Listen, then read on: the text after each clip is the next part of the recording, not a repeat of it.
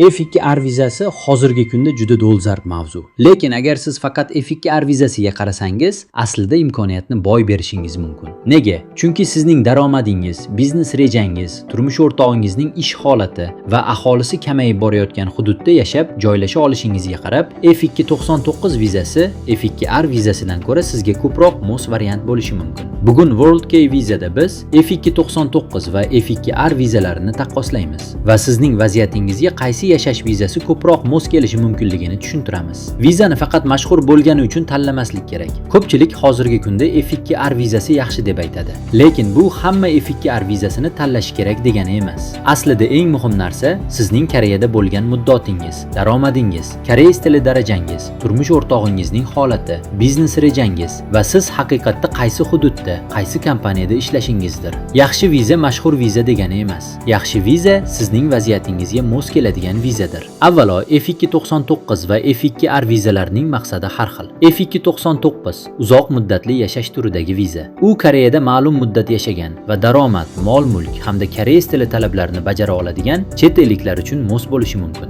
Boshqa tomondan F2R hududiy joylashuv va yashash turidagi viza. U aholisi kamayib borayotgan hududda doimiy yashash va ishlashni xohlaydigan chet elliklar uchun mos bo'lishi mumkin. Qisqacha aytganda, F299 uzoq muddatli yashash bilan bog'liq, F2R esa hududiy joylashuv va yashash bilan bog'liq. Agar faqat talablarning o'ziga qarasangiz, F2R osonroq ko'rinishi mumkin. F299 uchun 5 yil uzluksiz yashash, oldingi yilgi daromad, mol-mulk va koreys tili darajasini hisobga olish kerak. Daromad va mol-mulk talablari sababli F299 uchun puxta tayyorgarlik zarur. F2R uchun esa E74 yoki E74R vizasidan keyin ma'lum muddat o'tgach ariza berish imkoniyati bo'lishi mumkin. Shuningdek, daromad talabi viloyat yoki yirik mahalliy hokimiyat tomonidan belgilangan yashash minimumi ish haqqi asosida ko'rilgani uchun u yanada qulayroq ko'rinishi mumkin. Lekin masala shu bilan tugamaydi. Vizani faqat talablariga qarab tanlamaslik kerak. F299 talablari qiyin bo'lishi mumkin, lekin u iqtisodiy faoliyatda sizga ko'proq moslashuvchanlik berishi mumkin.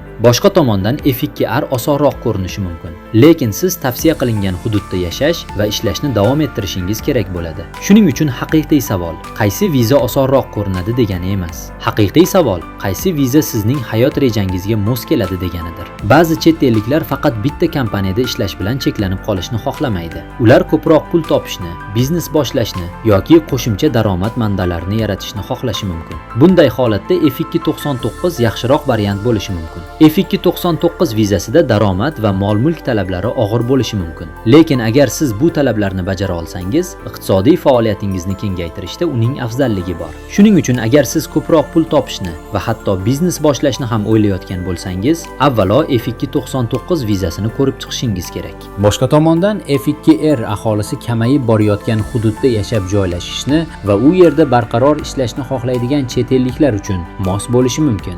Daromad talabi F299 bilan solishtirganda kamroq og'ir tuyulishi mumkin. Agar siz o'sha hududda yashashni va u yerda ishlashni davom ettirishni rejalashtirsangiz, F2R yaxshi variant bo'lishi mumkin. Lekin bitta muhim narsani eslab qolishingiz kerak. F2R uchun tavsiya qilingan hududda kamida 5 yil yashash va ishlash muhim. Shuning uchun F2R ni tanlashdan oldin siz haqiqatan ham o'sha hududda joylashib yashay olasizmi va u yerda yashashni davom ettira olasizmi? Avval shuni tekshirishingiz kerak. Yana bir muhim jihat, bu sizning turmush o'rtog'ingiz.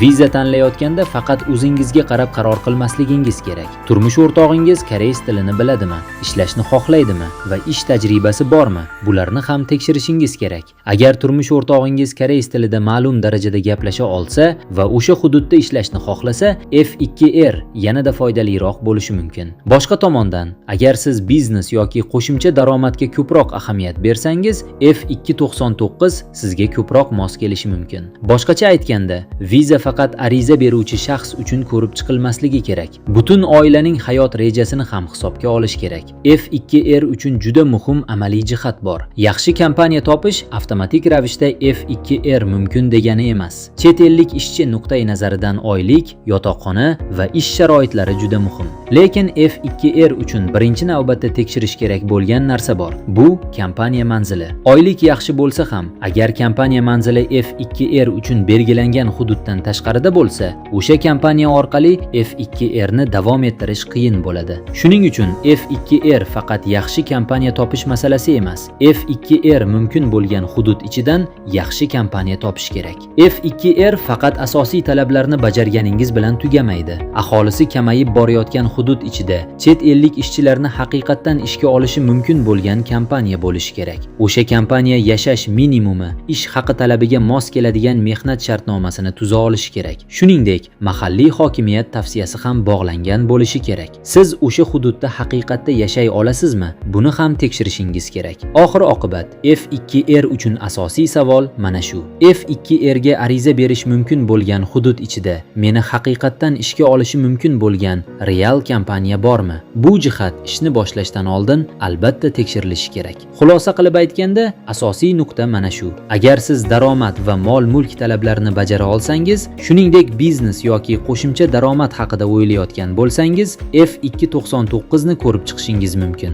Boshqa tomondan, agar daromad talabi sizga og'ir bo'lsa, aholisi kamayib borayotgan hududda joylasha olsangiz va turmush o'rtog'ingizning ishga joylashishi ham muhim bo'lsa, F2R ni ko'rib chiqishingiz mumkin. Lekin F2R uchun haqiqiy kompaniya bilan moslik bor yo'qligini ham tekshirishingiz kerak. Kompaniyaning yaxshi bo'lishi muhim, lekin undan ham muhimroq narsa o'sha kompaniya F2R uchun belgilangan hudud ichida joylashganmi yoki yo'qmi. F2R hozirgi kunda juda dolzarb viza, lekin F2R har doim ham hamma uchun to'g'ri javob bo'lavermaydi. Yaxshi viza mashhur viza degani emas. Yaxshi viza sizning vaziyatingizga mos keladigan vizadir. Sizning tanlovingiz biznes haqida o'ylayotganingizga, turmush o'rtog'ingiz ishlay olishiga va aholisi kamayib borayotgan hududda joylasha olishingizga qarab o'zgarishi mumkin. Agar siz F299 yoki F2R dan qaysi biri sizga ko'proq mos kelishini bilmoqchi bo'lsangiz, World ga sizning vaziyatingizga mos yashash vizasi strategiyasini ishlab